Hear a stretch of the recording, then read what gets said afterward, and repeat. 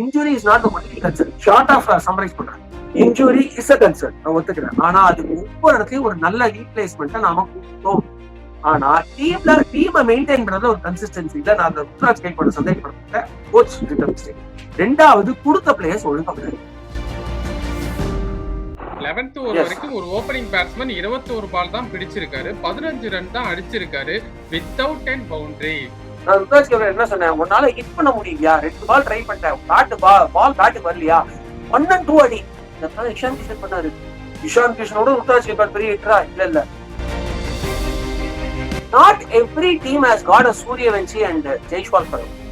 Not every team has got a Priyancharya and Prabhsimran for opening. அவங்களே இப்ப தெரியும். Not every team has got a Travis Head or Abhishek. அப்ப நீங்க என்ன பண்ணணும், உங்க ஸ்ட்ரென்த்துக்கு நீங்க ஆடணும்.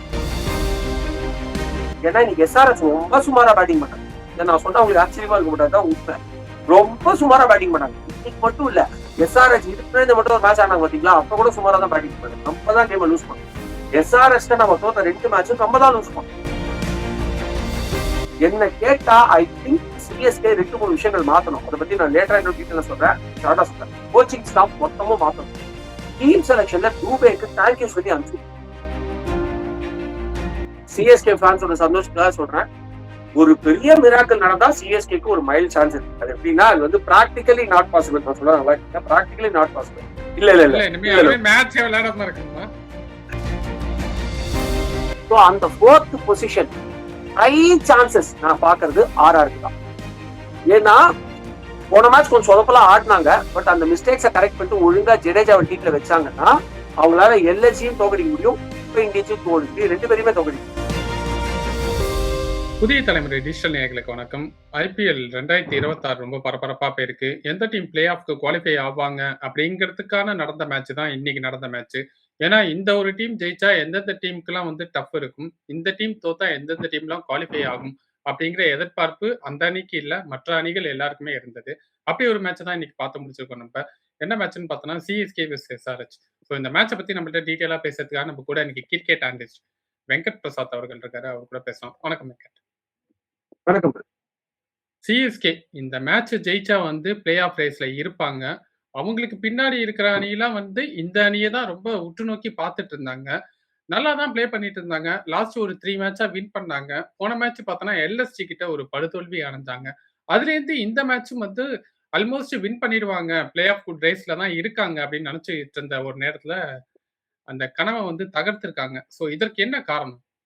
CSK வந்து ஆரம்பத்துல இருந்தே ஒரு கன்சிஸ்டன்சி டீம்ல வந்து பிளேயர்ஸ்லயே ஒரு கன்சிஸ்டன்சி, அதே மாதிரி பிளேயர்ஸோட பெர்ஃபார்மன்ஸ்லயும் ஒரு கன்சிஸ்டன்சி. இப்ப நீங்க எந்த டீம் பிக் பண்ணாலும் இந்த டோர்னமெண்ட் ஃபுல்லா இந்த டீமுக்காக இந்த உயிர் விளையாடி மேபி ஒரு 2 மிஸ் அப்படின்னு நீங்க சொல்லணும். ஃபார் எக்ஸாம்பிள் நீங்க வந்து இவங்க RCB டாப் கண்டென்டர்ஸ், அவங்க டீம்ல புவனேஸ்வர் குமார் எல்லா மேட்சும் சூப்பரா ஆட்டாங்க. இந்த மேட்ச் கொஞ்சம் சரியா போல நீங்க சொல்லவே முடியாது. சரி அப்படியே அவரை வேணாம் வேற ஒரு பிளேயர் எடுக்கு அப்படின்னா நீங்க விராட் கோலி சொல்லணும். ஒரு 2 மேட்ச் டக்ல போடுறது, இது எல்லா மேட்ச்லயும். ஸோ அந்த மாதிரி நீங்க எல்லா டீம்லயும் ஒரு பிளேயர் குறைஞ்ச ஒரு பிளேயர்ல இருந்து ஒரு 3 பிளேயர் நீங்க இஷான் கிஷன் எடுத்துக்கலாம். எக்கச்சக்க மேட்ச் கிட்டத்தட்ட ஒரு 4 to 5 மேட்ச் நல்லா விளையாடுறேன். அப்படி இல்லைனாலும் யாராவது take on. So class best example, almost எல்லா மேட்சும் சூப்பர் பெர்ஃபார்மன்ஸ். அவர் அவுட் ஆனா டீம் காட்டி ஒரு 2 மேட்ச் தோத்துருக்கு, அவ்வளவுதான். சோ அந்த மாதிரி எல்லா டீம்லயும் சாய் சுதர்ஷன் எல்லா டீம்லயும் நீங்க. ஆனா CSKல கன்சிஸ்டன்டா இந்த டோர்னமெண்ட் தான் பெர்ஃபார்ம் பண்ணாங்க. ஜெம்மி ஓட்டர் சொல்றோம், அந்த ஜெம்மி ஓட்டோட அவரை தவிர்த்து வேற யாருமே அந்த கன்சிஸ்டன்ட் பெர்ஃபார்மன்ஸ். ஆனா ஜெம்மி ஓட்டர் என்ன பிரச்சனை, அவர் ஒரு போலரா தான் இருக்காரு. அதுவும் அவர் வந்து பாத்தீங்கன்னா பேட்ஸ்மேன்லயுமே the best, the most reliable.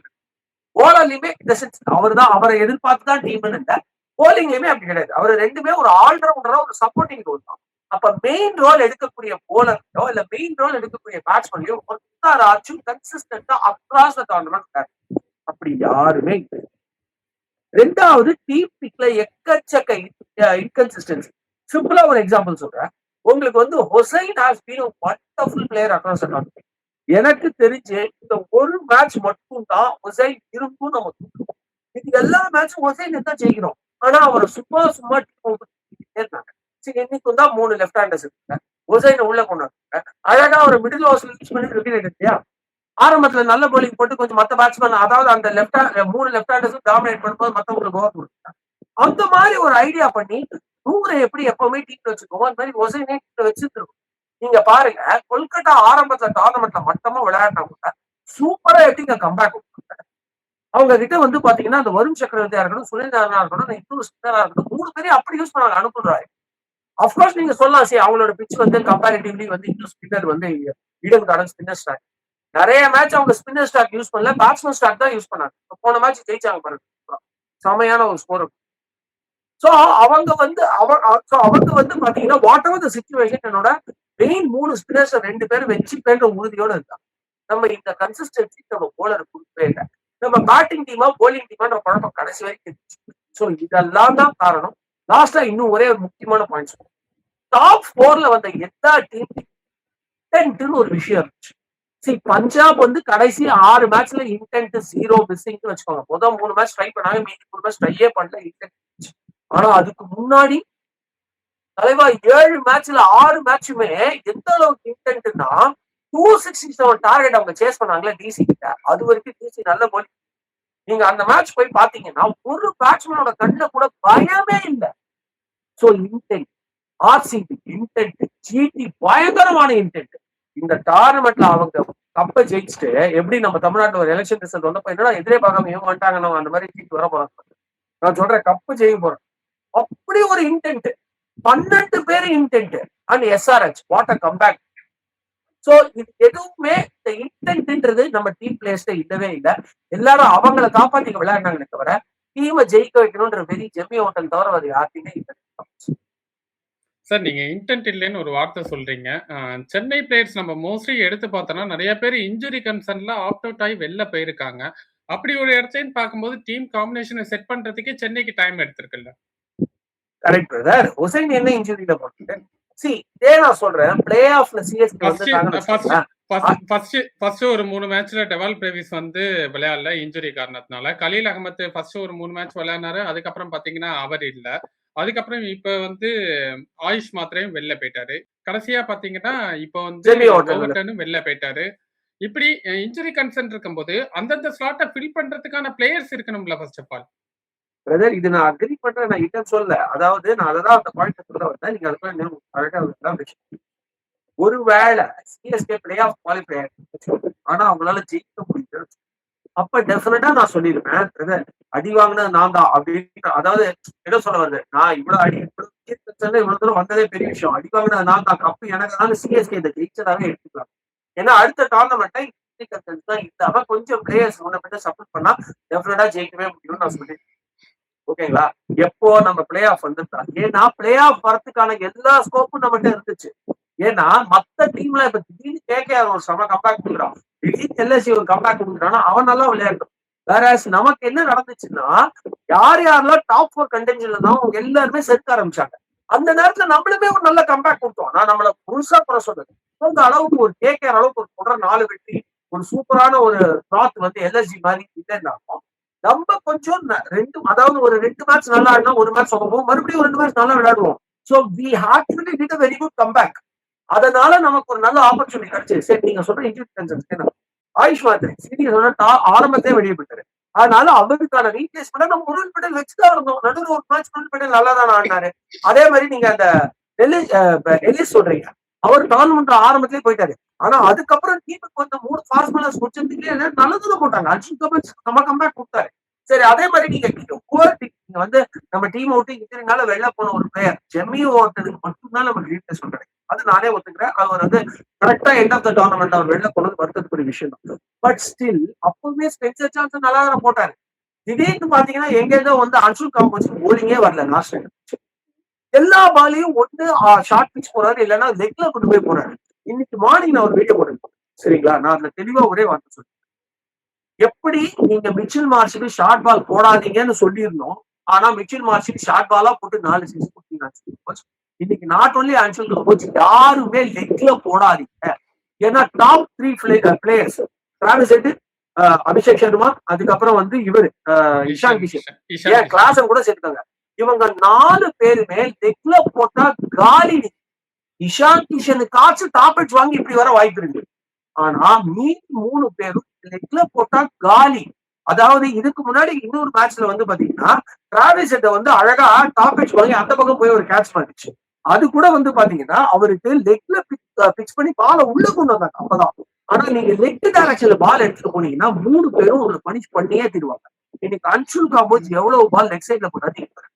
அதே மாதிரி முகேஷ் சௌத்ரி நல்ல போலிங் போட்டாருதான் சொல்றேன். பட் எல்எஸ்சிக்கு எதிராக ஃபர்ஸ்ட் ஓவர் எவ்வளவு பால் லெக் சைட்ல போட்டான்னு பாருங்க.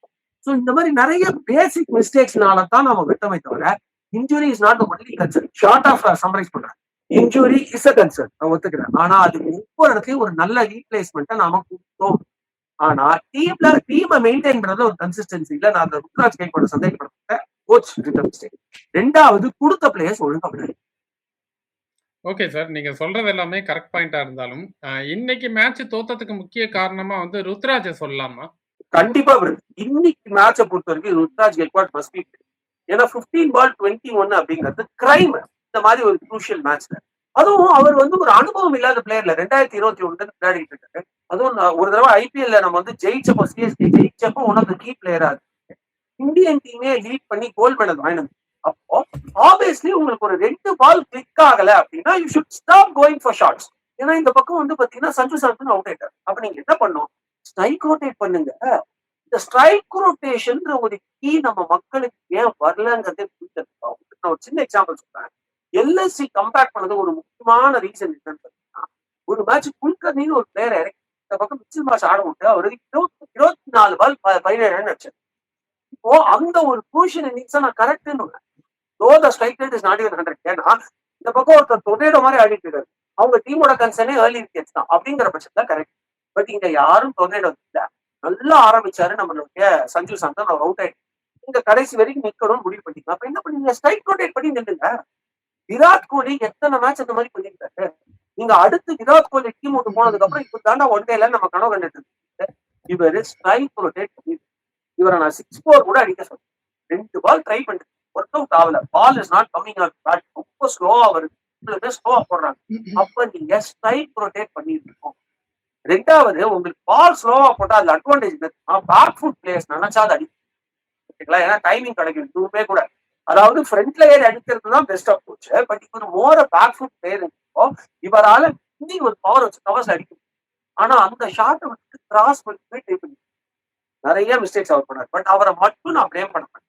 எல்லாரும் ஒத்துக்க மாட்டீங்க. ஆனா நான் சொல்றேன் சஞ்சு சாம்சன் இல்ல சார். என்ன ஒண்ணுன்னா, கிட்டத்தட்ட 21 பால் விளையாடி இருக்காரு. 15 ரன் தான் அடிச்சிருக்காரு. நீங்க ஸ்ட்ரைக் ரொட்டேட் பண்ணுன்னு சொல்றீங்க. ஆல்மோஸ்ட் ஓப்பனிங் இறங்கி அவர் அவுட் ஆகும்போது 11th over almost 11th over வரைக்கும் ஒரு ஓப்பனிங் பேட்ஸ்மேன் 21 பால் தான் பிடிச்சிருக்காரு. 15 ரன் தான் அடிச்சிருக்காரு வித்தவுட் அண்ட் பவுண்டரி. அப்ப இது கிரைம் இல்லையா? அதுதான் பிரதர். நான் கிரைம் இல்லைன்னு சொல்லவே இல்லையே. நான் அதுக்கு வேற அப்ரோச் சொல்றேன் அவருக்கு. இல்ல நீங்க எனக்கு தெரிஞ்சு நீங்க ஆன்சர் பண்ணிட்டேன். இட் இஸ் அ கிரைம் தான் நானே ஆரம்பிச்சேன். நான் தான் அந்த வார்த்தையை போல சொன்னேன். ஆனா அதுக்கு அவர் அப்ரோச் அவர் என்ன பண்ணிருக்கா அவர் இந்த சீசன் தான் வரல. அப்ப நீங்க என்ன பண்ணணும்? ஒரு 2 பால் பவுண்டரி எடுத்து ட்ரை பண்ணுங்க. You are not getting on your line. Strike rotate பண்ணுங்கிறனா தொடக்க புரியுதா உங்களுக்கு? ஸ்ட்ரைக் ரொட்டேட்ங்கிறது சிங்கிள்ஸ் எல்லாம் நினைக்கிறாங்க. அது கிடையாது. 2 கூட ஸ்ட்ரைக் ரொட்டேஷன் தான். நீங்க ஒண்ணுமே இல்ல. ஒரு சின்ன எக்ஸாம்பிள் நான் சொல்றேன். ஜிடி வந்து இப்ப லேட்டஸ்டா ஒரு மேட்ச் ஆடினாங்க. சாய் சுதர்ஷனும் எஸ்ஆர்ஜி தான். ஜிடி சூப்பரா ஒரு மேட்ச் ஆடினாங்க. அதுல என்ன ஆயிடுச்சு? பயங்கர போலர் ஸ்கிட் மாதிரி ஆயிடுச்சு. கிட்டத்தட்ட டெஸ்ட் மேட்ச் கிட் மாதிரி ஆயிடுச்சு அகமதாபாத். அப்ப என்ன பண்ணாங்க? ஆரம்பத்துல சுப்மன் கிட் வந்து ஓரளவுக்கு நல்லா வந்தப்ப திடீர்னு அவுட் ஆயிட்டாரு. பட்லர் ஓரளவுக்கு நல்லா லாங் இருந்துச்சு. அவரும் அவுட் ஆயிட்டாரு. சாய் சுதர்ஷன் 2 பேரும் 12 ஓவர்ல இருந்து இங்க கமெண்டேட்டர்ஸ் கட்டிட்டே இருக்காங்க. இந்த ஓவர்ல ஃபயர் பண்ணுவாங்க, இந்த ஓவர்ல ஃபயர் பண்ணுவாங்க. ஃபயர் பண்ணவே இல்லை. 17 ஓவர் வரைக்கும் 1-2 பாருங்களேன் அந்த மேட்ச் போயிட்டு அவ்வளவு அழகா கொண்டு வந்தாங்க. லாஸ்ட் ஒரு 2 ஓவர்லயும் போலிங் சூப்பரா இருந்துச்சு. என்ன பண்ணாரு? சாய் சுதர்ஷன் இந்த பக்கம் வாய்ஸ் அந்த பக்கம் சில கிக் ஷாட்ஸ் எல்லாம் ஆடி எப்படியாச்சும் ஒரு பவுண்டரி கொண்டு வந்தாங்க. ஏன்னா கடைசி ஓவர் வரைக்கும் வந்தாச்சு. இனிமே வர பேட்ஸ்மேன்ஸ் எல்லாம் ஓரளவுக்கு பீஸ வாட்சி முடியும். ஒரு ஹோல்டரால ஒரு 2-3 ஷாட் அடிக்கணும். அவருக்கும் நீங்க குவிக் ஆகல. அப்ப வாஷிங் சுத்தர் டேக் ஆன் பண்ணாரு. எதுக்காக சொல்றேன்னா அந்த ஒரு 17th ஓவர் வரைக்கும் 2 பேரும் வெறும் சிங்கிள் அண்ட் டூஸ். இது இந்த மேட்ச்ல மட்டும் பாத்துக்கோமா ஈஸ்வர். நம்ம எவ்வளவு தடவை பேசியிருக்கோம். கோலி அண்ட் பாண்டியாவோட partnership 222 world cup against Pakistan போய் பாருங்க. அந்த மேட்ச்ல நம்ம குரூஷியல் மொமெண்ட்ல 4 விக்கெட் போயிடுச்சு. 60க்கு 4 என்னவோ. ஆனா target was a little high. ஓகேங்களா? Not at 200 or something but was a little high. அப்ப என்ன பண்ணாங்க 2 பேரும் 16வது ஓவருக்கு ஒன்லி சிங்கிள் ஸ்டோன். அந்த மாதிரி இவர் ஆடி ஒரு மொமெண்டம் கொடுத்து கடைசி நேரத்துல ஃபயர் பண்ணியிருந்தா மேபி அந்த ஸ்பின்னர் இன்னும் கொஞ்சம் கேபிடலைஸ் பண்ணிருக்கலாங்க. சோ என்ன கேட்டா இவருக்கு ஆரம்பத்துல அந்த பவுண்டரி இருந்தாலும் அவர் ஃபார்ம்ல இல்ல. இன்னைக்கு ஸ்லோவா வருது. நான் என்ன சொல்றேன் 2-2 அடிங்க. நீங்க நல்லா பாருங்க. Ishan Kishan was quick. உங்களுக்கு திடீர்னு கிளாஸ் அவுட் ஆனதுக்கு அப்புறம் இஷான் கிஷனும் சலீலும் 2-2 ஓட ஆரம்பிச்சாங்க பாத்தீங்களா? க்ளோஸ்ல அடிச்சு 2 ஓடினாங்க. அதை ஏன் இவங்க பண்ணன்றதா நான் குறைய நான் அப்ரோச் அதாவது அவர் மேல கிரைம்னு சொல்றேன். பட் அதுக்கு நான் ஒரு ஈஸியான அப்ரோச்சே இருக்கு அவர் பண்ணலன்ற 13 மேட்ச் வந்து இந்த ஐபிஎல்ல விளையாடி இருக்கோம் நம்ம. கிட்டத்தட்ட அவர் ஓப்பனிங் இறங்கியிருக்காரு. ஆரஞ்சு கேப் லீடர் போர்டை நம்ம எடுத்து பார்த்தோம்னா ஓப்பனிங் பேட்ஸ்மேன்ஸ் தான் வந்து அந்த ஆரஞ்சு கேப் லீடர் போர்ட்ல டாப்ல இருக்காங்க. கிளாஸ் தவிர்த்து பாக்கி எல்லாருமே பாத்தீங்கன்னா ஓப்பனிங் பேட்ஸ்மேன் தான் இருக்காரு. இவரு லாஸ்ட் சீசன் பாத்தீங்கன்னா 1 டவுன் வந்து இறங்கிட்டு இருந்தாரு. நம்ம அதை சொல்லிட்டு இருந்தோம். அவர் ஓப்பனிங் விளையாடிட்டு இருந்தாரு. 1 டவுன் இறக்கறனால தான் அவரோட ஃபார்ம் போயிடுச்சு அப்படின்னு சொல்லி. இந்த வாட்டி அவருக்கு ஓப்பனிங் செட் ஆகல. ஒரு 2-3 மேட்ச் பார்த்துட்டு எகைன் அவர் 1 டவுன் ட்ரை பண்ணிருக்கலாம்ல. பேட்டிங் ஆர்டரை ஷஃபிள் பண்ணி இறங்கி இருக்கலாம்ல. அதாவது இதுக்கும் நான் சொல்றேன் வித்தியாசமா இருக்கு. அவர் சரியா ஓப்பனிங் பண்ணல. he has to improve on that அப்படின்னு தான் நான் சொல்றேன். ஆனா அதுக்காக அவரு பொசிஷன் ஷிஃப்ட் பண்ணிருக்கூடாது. அவர் பண்ண வேண்டிய ஒரு சின்ன ஒரு ஒரு கேப் ஃபிக்ஸ் என்ன தெரியும்? அவரும் சஞ்சு சாம்சனும் ஒரே ஒரு அப்ரோச். இது நீங்க என்னுடைய ஃபர்ஸ்ட் மேட்ச்ல நான் சொல்லிட்டேன். ஓகேங்களா? ஒரே ஒரு சின்ன அப்ரோச் மிஸ்டேக் என்னன்னா 2 பேரும் ஃபர்ஸ்ட் 6 ஓவர் வெறும் 50 ரன் அடிக்க விக்கெட் லாஸ் இல்லாம அப்படி ஆடின எல்லா மேட்சும் சிஎஸ்கே. அதுக்கு நீங்க என்ன தெரியுமா பண்ணோம்? நான் திருப்பி சொல்றேன் டியர் வியூவர்ஸ், நீங்களும் புரிஞ்சுக்கோங்க. Not every team has got a Suryavanshi and Jaiswal for opening. Not every team has got a Priyancharya and Prabhsimran for opening. அவங்களே இப்ப failed. Not every team has got a Travis Head or Abhishek. அப்ப நீங்க என்ன பண்ணணும்னா உங்க ஸ்ட்ரென்த்துக்கு நீங்க ஆடணும். இந்த பாயிண்ட் தான் உங்களுக்கு வரேன். ஸோ அவருடைய என்ன சொல்றது ஸ்ட்ரைக் ரேட் வந்து 121, which is the most least in this tournament. ஒரு ஓப்பனரா அந்த ஒரு ரெக்கார்டு வச்சிருக்கு. ஓகேங்களா? அதெல்லாம் தப்பு தான், நான் இல்ல சொல்ல. பட் அதுக்காக அவர் ஒரு 170 ஸ்ட்ரைக் ரேட் ஆடணும்னு எதிர்பார்க்க 2 பேரும் ஒரு அப்ரோச் பண்ணிருக்கான். என்ன தெரியுமா? நான் உனக்கு சிங்கிள் கொடுப்பேன், நீ பவுண்டரி எப்படி 6 அடி. யாரு? சஞ்சு சாம்சன் சொல்லும்.